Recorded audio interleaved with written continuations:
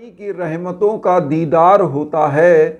अगर बाबा को सच्ची श्रद्धा से याद किया जाए तो हर अरदास आपका स्वीकार होता है। ओम साई राम मित्रों, आज का ब्लॉग आप सभी हमारे साईं परिवार के लिए विशेष लाभकारी और कल्याणकारी है, क्योंकि आज के ब्लॉग में हम अपने साईं परिवार के लिए साईं बाबा का होली के शाम को अगर इस उपाय को किया जाए तो बहुत ही जबरदस्त लाभ प्राप्त होता है। जीवन के समस्त क्षेत्रों में आपको सफलताएं मिलती हैं, आपके रुके हुए कार्य बनते हैं, आपके घर परिवार में जो नकारात्मक ऊर्जा है वह समाप्त होती है और घर परिवार निरंतर उस उन्नति के शिखर पर चढ़ता है जो आपने कल्पना नहीं किया होगा। और यह उपाय बहुत ही शुभ मुहूर्त है। आज होली के दिन अगर शाम को आप करते हैं, कैसे किया जाए और क्या क्या लिया जाए आप ध्यान से देखें और सुने।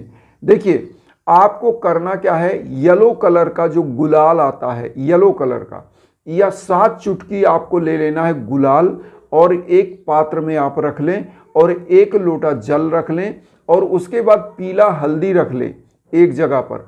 उसके बाद आपको एक सफ़ेद कागज ले लेना है, ये रख लें और आपको साईं बाबा को पीले आसन पर स्थापित करके बाबा के सम्मुख कुछ पीला पुष्प और जो पकवान आज के दिन घर में बन रहा है होली के त्यौहार का, वह पकवान का भोग लगाना है। इतना चीज आप रख लें और बाबा के सम्मुख सच्ची श्रद्धा से आपको बैठना है।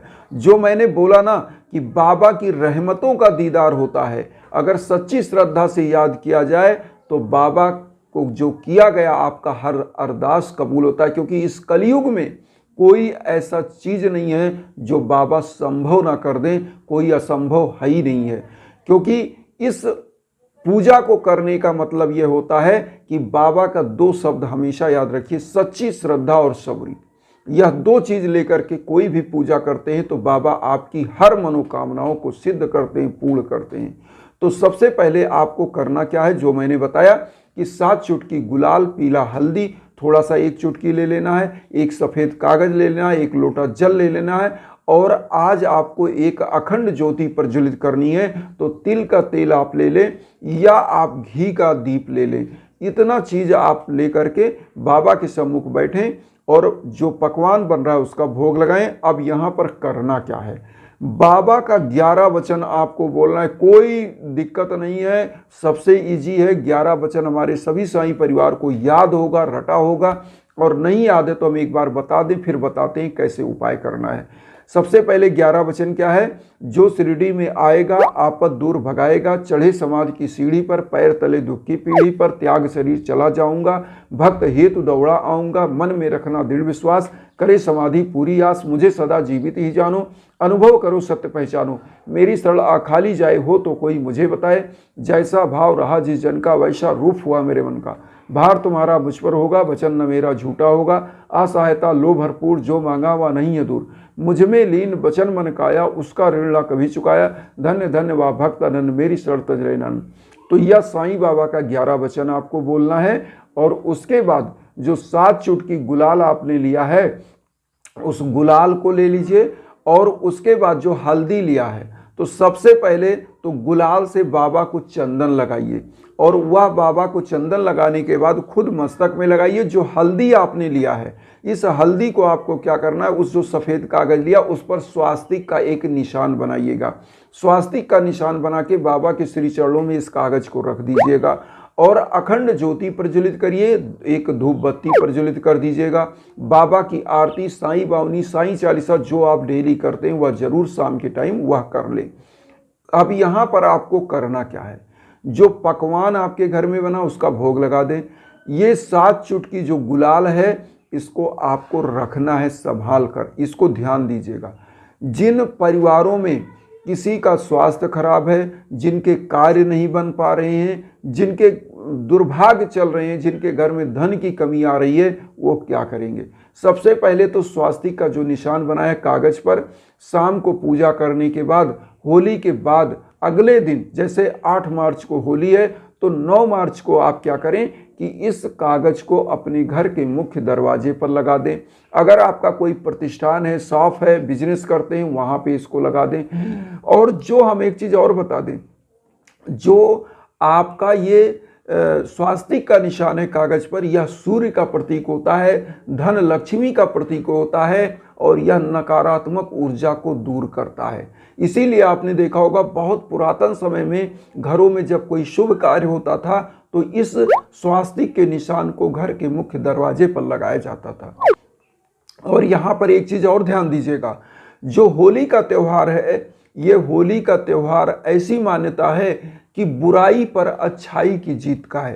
क्योंकि जो हिरण्यकश्यप था वह अपने पुत्र का ही दुश्मन बन बैठा था। क्यों? क्योंकि हिरण्यकश्यप का जो पुत्र प्रहलाद था वह भगवान विष्णु का उपासक बन चुका था, अनन्य उपासक। तो वो क्या चाहता था कि वह मेरा नाम भजे, भगवान को छोड़कर मुझे भगवान माने।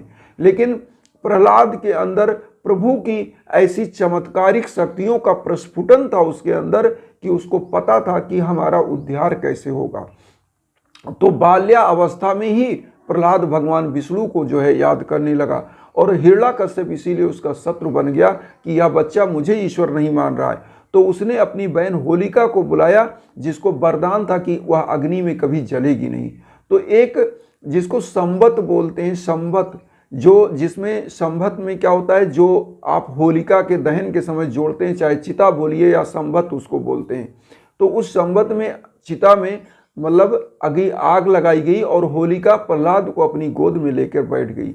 लेकिन होलिका जल के राख हो गई और प्रहलाद का बाल बांका नहीं हुआ। तो यहाँ पर कहने का मतलब यह है कि इस समय में, होली के समय में अगर आप इस उपाय को करते हैं तो आप समझ के जाइए कि कोई दुनिया की ऐसी ताकत नहीं है कि आपका कोई भी कार्य बनने से रोक दे। तो इसलिए आपको मैं बता दूं कि इस उपाय को होली का जो शुभ मुहूर्त है इसमें ज़रूर करिए। और इस जो आपने 7 चुटकी गुलाल रखा है उसको क्या करिए, एक कागज़ में संभाल कर रख लीजिए। जब भी कहीं शुभ कार्य के लिए जाइए, जो कार्य आपका दुर्लभ हो कि ये बन नहीं पा रहा है, उस कार्य में जाते समय थोड़ा सा चंदन दीजिएगा और चले जाइएगा। अगर कोई विद्यार्थी है जो एग्जाम के लिए जा रहा है, कोई ऐसा व्यक्ति कोई शुभ कार्य के लिए जा रहा है, ऑफिस जा रहा है, किसी बॉस से उसकी मीटिंग है, तो निश्चित रूप से उसमें सफलता प्राप्त होती है। जिस भी शुभ कार्य में आप जा रहे हैं उस शुभ कार्य में जाते समय इसको लगाइए। और अगर पति पत्नी सब लगाते हैं, पूरा परिवार लगाता है, तो दाम्पत्य जीवन का भी दिक्कत दूर होता है, पूरे परिवार में सुख शांति वैभव संपन्नता आती है।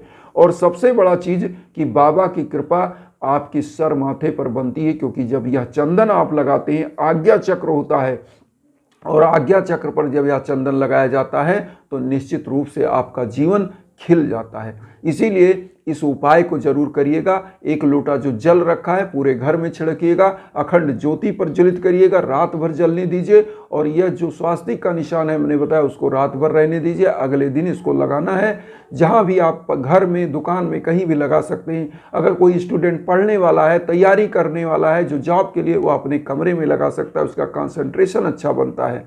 पति पत्नी अपने कमरे में इसको लगा दे तो दाम्पत्य जीवन सुखी रहता है। पूजा कक्ष में लगा दे तो धर्म आध्यात्म उस घर में बढ़ता है। बहुत ही ज़बरदस्त यह उपाय है। और एक चीज़ और कहेंगे कि आप सभी लोगों से कि जब भी जीवन में भीषण बाधा हो तो डरने की ज़रूरत नहीं है। मेरे इंस्टाग्राम पर आइए, एक बार जीवन में यज्ञ याजन हवन जरूर कराएं, क्योंकि यह आपके जीवन में जो भी हर्डल है उसको समाप्त करने का लाखों गुना इसमें पावर होता है। क्योंकि हमारे जो वेद हैं उसमें भी हवन का वर्णन है। और यजुर्वेद एक ऐसा वेद है जिसमें यज्ञ के बारे में बृहद बातें बताई गई हैं और उसकी पूरी शक्ति बताई गई।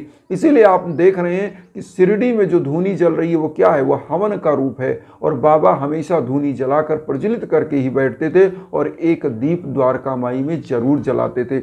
आप अगर शिरडी जाते वहाँ भी देखे होंगे नंदा दीप आज भी प्रज्वलित है और जलती ही रहती है। तो बाबा का सबसे बड़ा चीज़ है, एक दीप जलाइएगा, अखंड ज्योति। आज शुभ दिन है होली का और इस दिन अगर आप जलाते हैं तो नकारात्मक ऊर्जा आपके घर से दूर होती है, आपके घर का वास्तु दोष दूर होता है, आपके घर में सुख समृद्धि आती है। और आज के दिन ऐसी मान्यता है कि भगवान कृष्ण प्रसन्न होते हैं, भगवान जो है माँ वैभव लक्ष्मी प्रसन्न होती हैं, हनुमान जी प्रसन्न होते हैं और आज के दिन भगवान भोलेनाथ प्रसन्न होते हैं। इसलिए इन सभी देवताओं की पूजा करिए, सबको अबीर गुलाल खूब छिड़किए, लगाइए अपने इष्ट देव को और पूरे परिवार को इसको लगाइए और फिर देखिएगा आपके जीवन में कैसे बाबा की रहमतों की बरसात होती है। इन्हीं भावनाओं के साथ एक चीज़ कहेंगे कि वसुधैव कुटुंबकम की जो भावना हम लेकर चल रहे हैं उसमें आप सभी लोग चैनल को सब्सक्राइब करके आशीर्वाद दीजिए और उन साईं भक्तों तक वीडियो को जरूर शेयर करिए जो किन्हीं कारणों से कष्ट में, दुख में। इसी भावना के साथ ओम साईं राम।